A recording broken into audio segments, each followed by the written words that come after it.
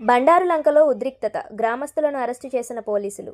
అంబేద్కర్ కోనసీమ జిల్లా అమలాపురం రూరల్ మండలం బండారులంకలో ఉద్రిక్తత చోటు చేసుకుంది.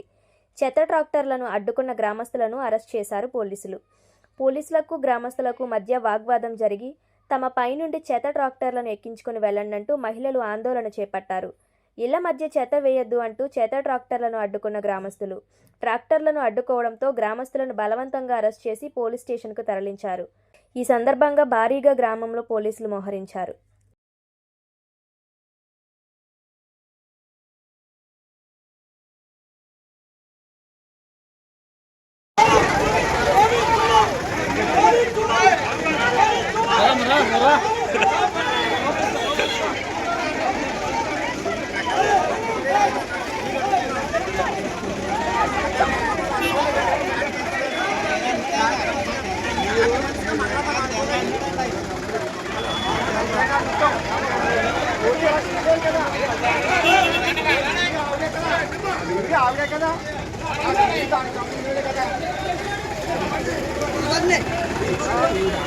రేపు చేస్తారు ఏం చేస్తారు ఏదో 3 నెలల్లో చేయగలుగుతారు. కాబట్టి